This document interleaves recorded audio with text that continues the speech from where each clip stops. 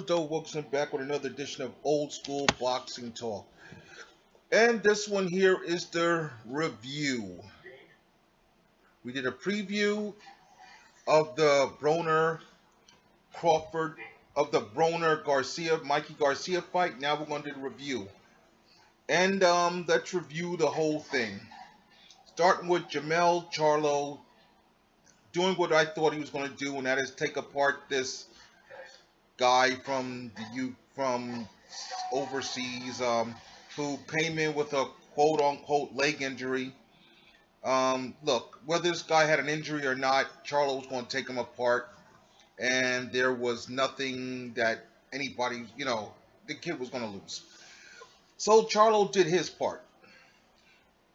But then, of course, a couple days later, we found out that Triple G versus Canelo is not the WBC title, which Charlo is the #1 contender for, will not be on the line when Triple G faces Canelo Alvarez. Which I kind of think the WBC in this instance just saved us a whole bunch of trouble because, look, whether Canelo won or Triple G won, neither one of them were going to fight Charlo. They weren't. So the WBC saying, well, our belt's not going to be on the line, and should Golovkin lose, then the belt would be vacant. Well, the belt was going to be vacant anyways because neither Triple G nor Canelo Alvarez were going to fight Charlo. They weren't going to fight him. It was just that simple. They weren't going to. Now, everybody in boxing that knows anything about boxing audience knew that fight wasn't going to happen because Canelo could have fought Charlo at 154 and avoided him like the plague. And Triple G, just after escaping Danny Jacobs, is just looking to cash out at this point in time. So, yeah, I expect Charlo to wind up fighting for the vacant WBC title. Probably by the end, beginning of next year. But now on to the main event. Adrian Broner, Mikey Garcia. And, it's funny that I had made this comment earlier that since Adrian Broner lost to Marcus Maidana, he has not been the same fighter. And my man KO of Black Fight Fan TV said the same thing. A lot of people in the LDVC are saying the same thing. I've been saying that the Maidana loss, Adrian Broner never regained his confidence off of that. Never, and he's never been the same fighter. He's been damaged. That Maidana fight did a lot of emotional and mental damage to Adrian Broner.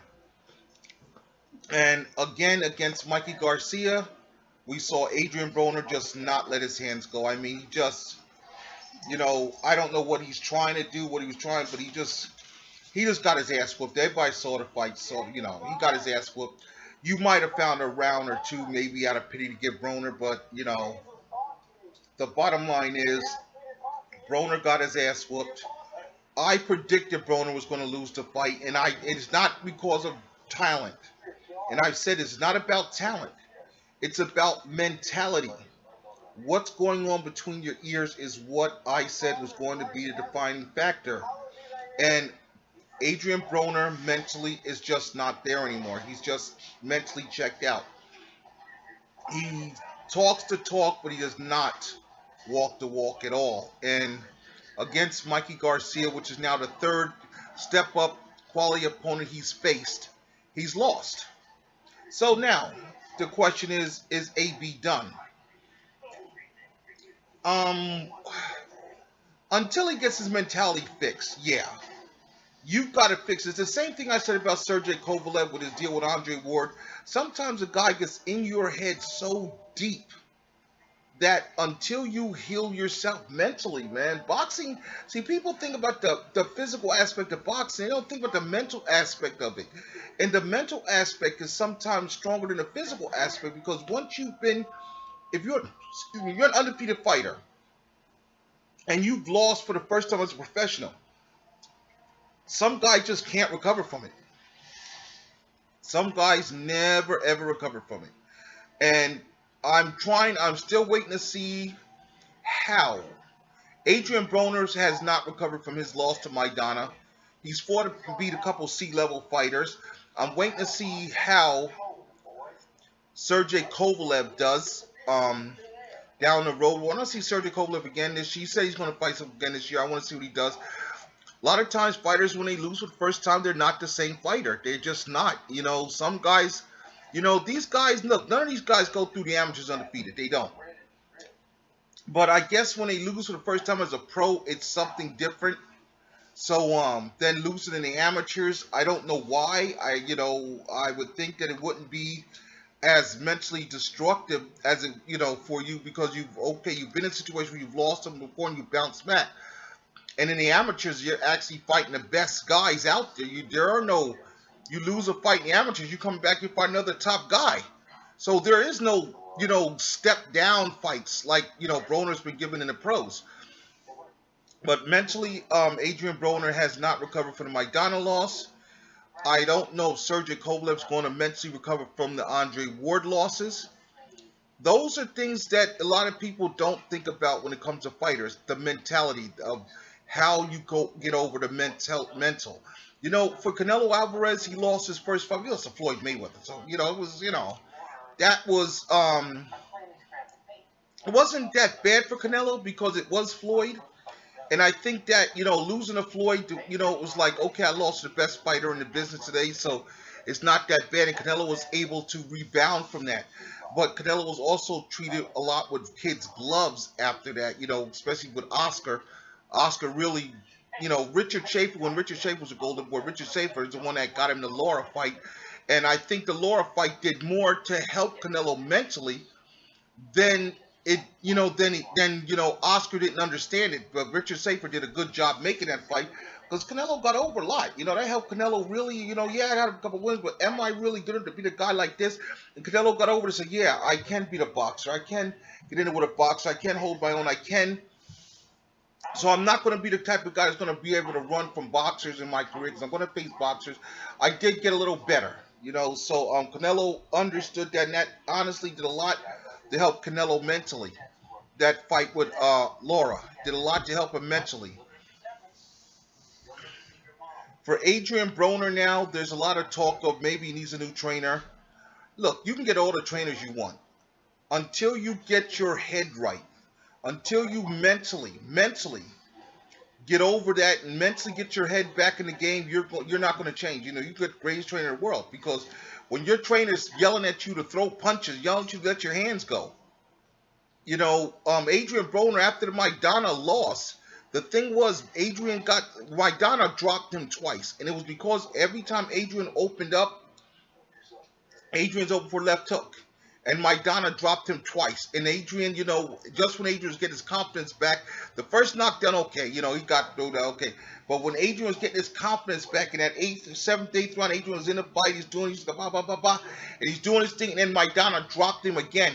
That was the knockdown that destroyed Adrian Broner's confidence. That took everything, because Broner was, mentally, he just checked out after that.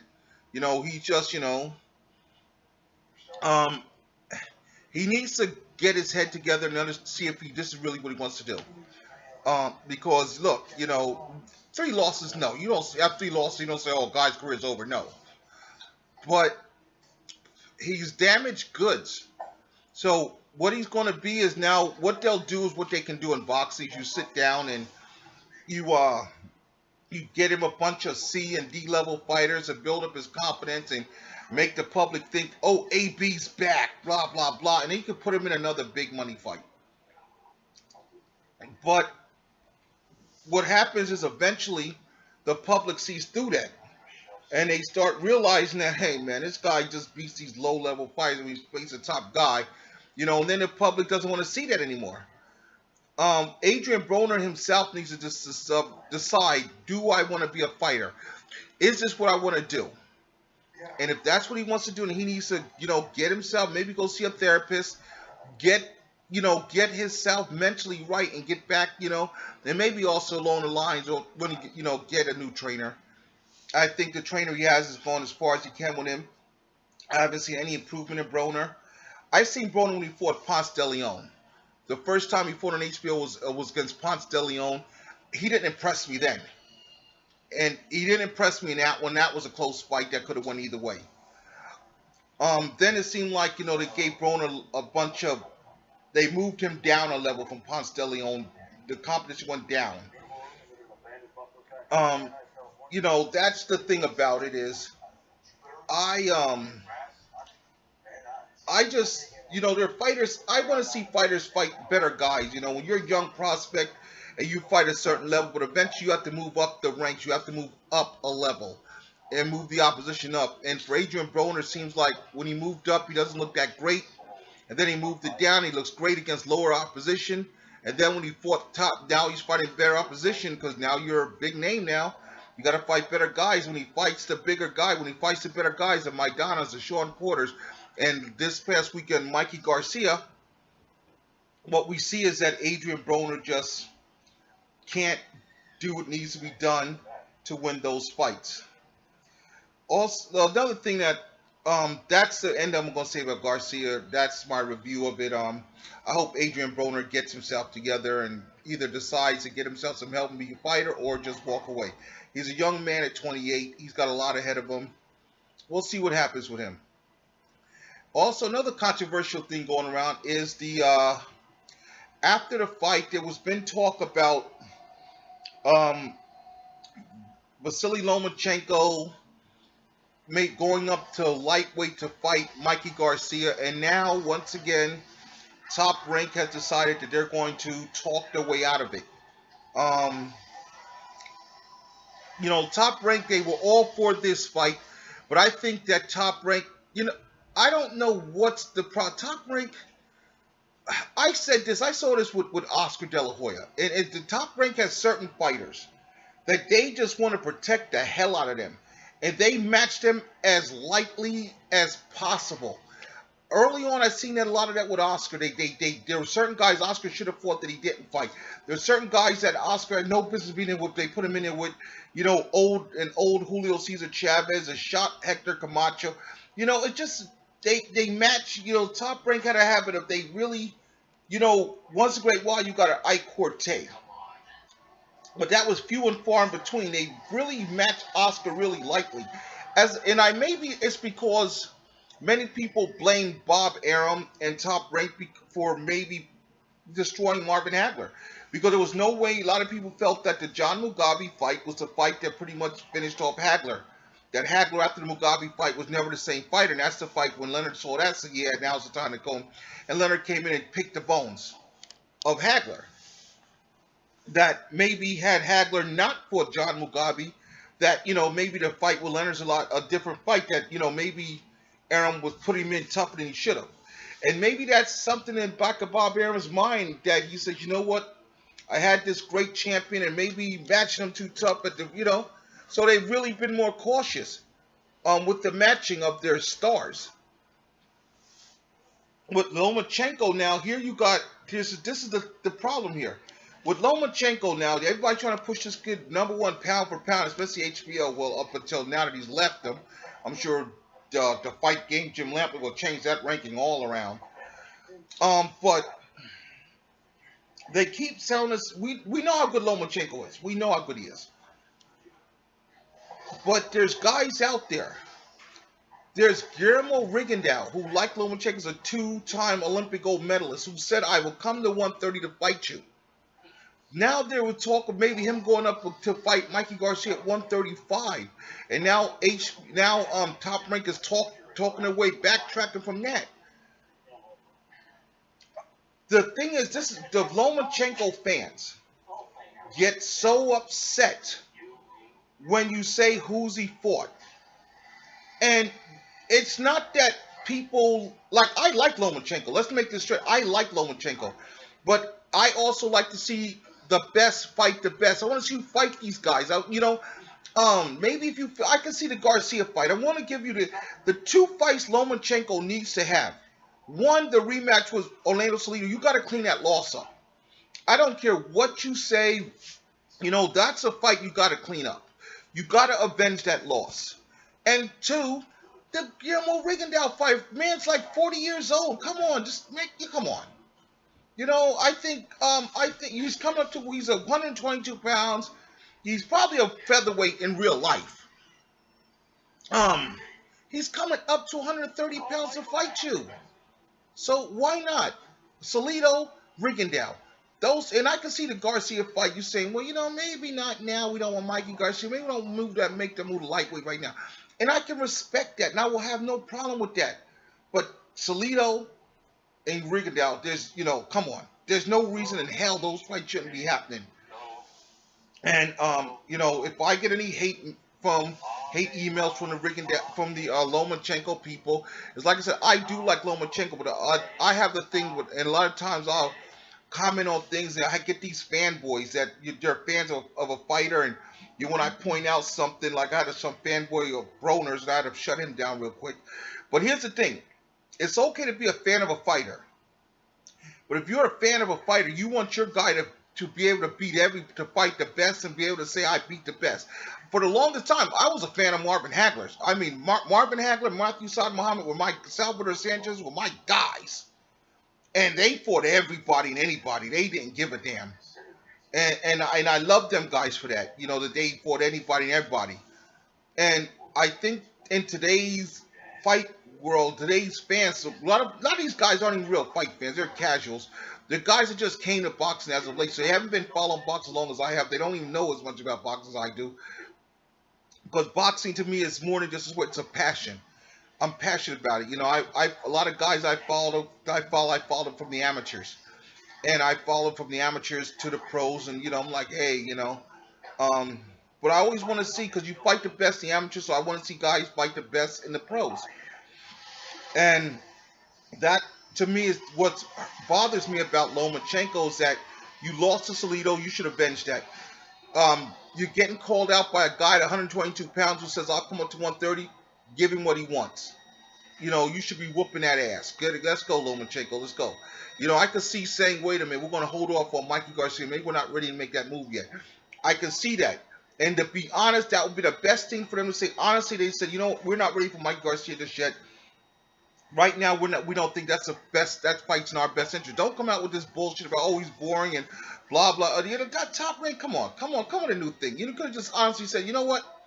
We're not ready for Mikey Garcia at 135. We're not ready for 135 just yet. So by the time we're ready for 135, if Mikey's there, great. If not, oh well. And that would have been, just look, just like when Lomachenko's people came and they talk about, Lomachenko fighting Terence Crawford, they shot that desert. No. That's too much for us. And if you would have come out and said the same thing about Mikey Garcia, said, nah, at this time, that's too much for us, then guess what? No harm, no foul. Okay, that's forgivable. But we're still going to ask for Salido. We're still going to ask about Lomachenko. About Rigondeaux. We're still going to ask about Rigondeaux. We're still going to ask for the Salido rematch. So you're not going to avoid those until you just get them done. So next time I'm here, which will probably be again Sunday, will be the review. We're going to do the preview of the Terence Crawford Julius Indongo unification fight.